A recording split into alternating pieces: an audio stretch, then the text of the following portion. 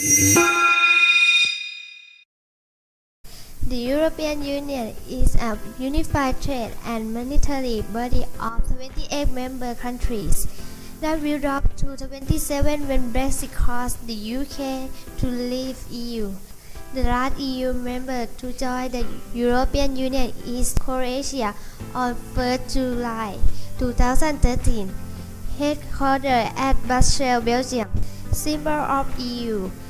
There are 12 gold stars surrounded by a circle on the blue background. The circle represents the uniqueness of the 12 European stars of the media, fulfilling and perfect European culture. Purpose 1. To promote cooperation among member countries in economic, social, political, and democratic development. 2. To raise the standard of living and quality of life for European populations. 3. To eliminate barriers to trade. The currency is the same currency as the euro, so that the financial system is the same and used as a medium for trade between member countries.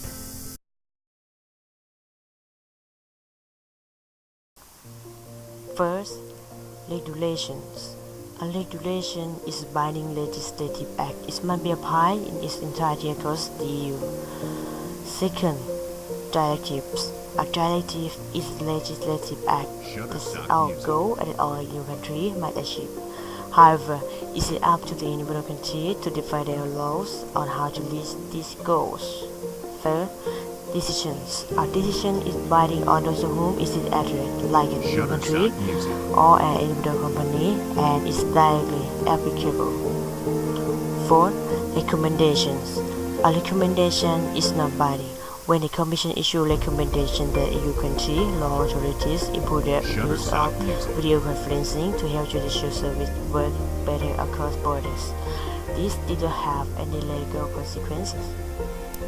Fifth, opinions. An opinion is an instrument that allows the institutions to make a statement in a non-binding fashion. In other words, without imposing any legal obligation on those to whom it is addressed. An opinion is not binding. It can be issued by the main EU institutions, Commission, Council, Parliament, the Committee of the Regions, and the European Economic and Social Committee. While laws are being made, the committees give opinions for their specific regional or economic and social reports. Doing business in the EU, looking for advice on doing business abroad within or outside the EU. This section provides information on startup VAT EU funding programs. Startup business requirements. The requirements vary depending on the country. However, the EU encourages all countries to meet certain targets for helping to set up new companies, including setting up in no more than 3 working days, costing less than €100, competing or procedures to a single administrative body, competing or registration formalities online. The European company. If you have a business and want to expand to another EU country, you could consider creating a European company. The European company, also known as SE, is a type of public limited liability company regulated under EU law. Conditions for setting up a European company.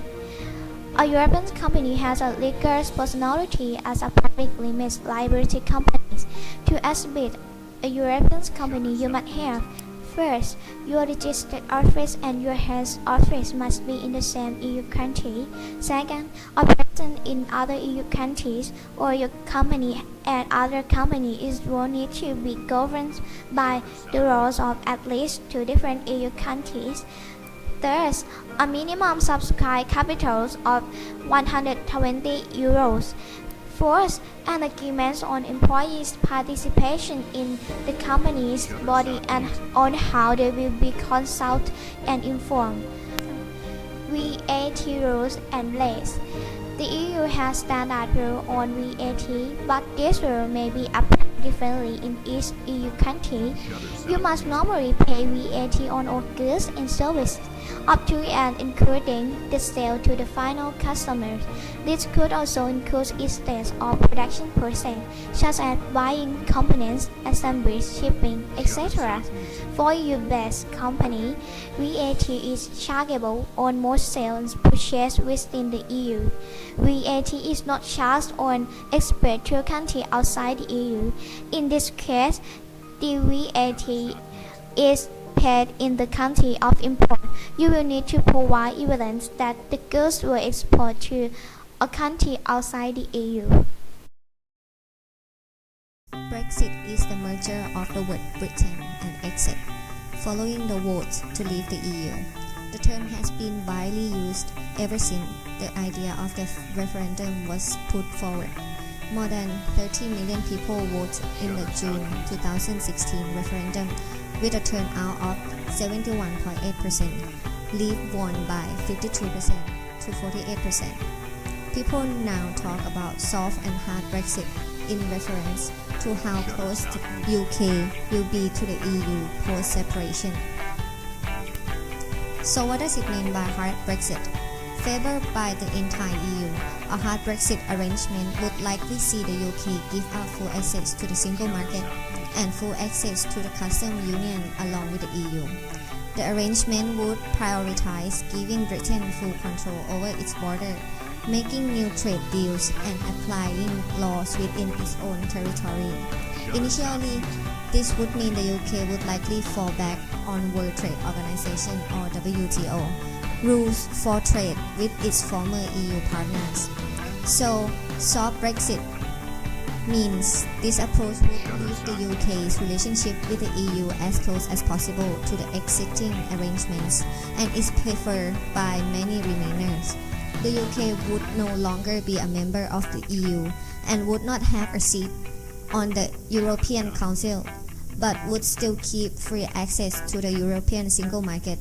Goods and services would be traded with the remaining EU states on a tariff-free basis, and financial firms would keep their passporting rights to sell services and operate branch in the EU. Britain would remain within the EU's customs union, meaning that export would not be subject to border checks. Reason for declaration of Brexit: EU threatened British sovereignty. There are too many rules applying to doing business and allows too many immigrants.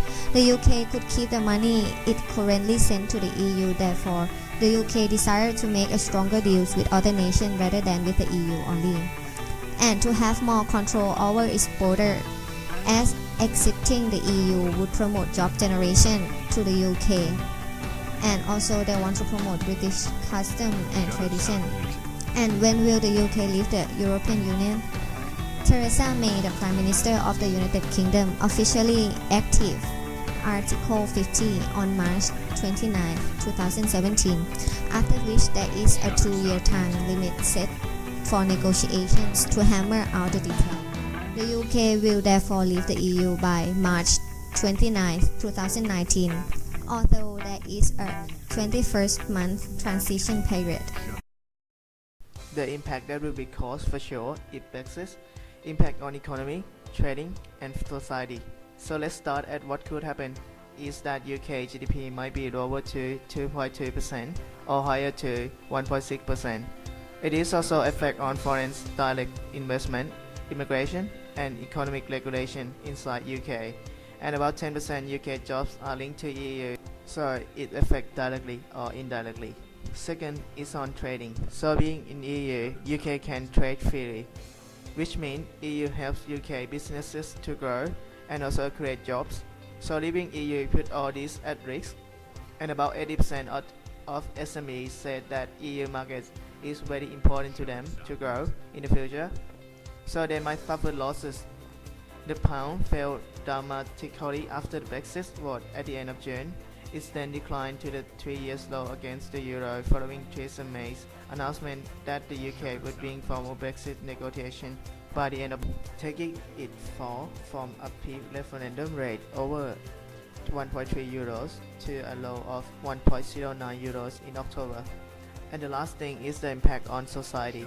Being in EU means lower price for UK families, no trade barriers, and there's more choice. So leaving EU will cost a lot on importing. It could raise by at least 11 billion pounds and leaving UK families out of pocket as it rises. Some of the experts say that the estimated benefit of being in EU are worth 3,000 million pounds a year only to the average UK household. And more importantly, due to the lower prices and more jobs, trade and investment, these were all lost as UK leaving EU.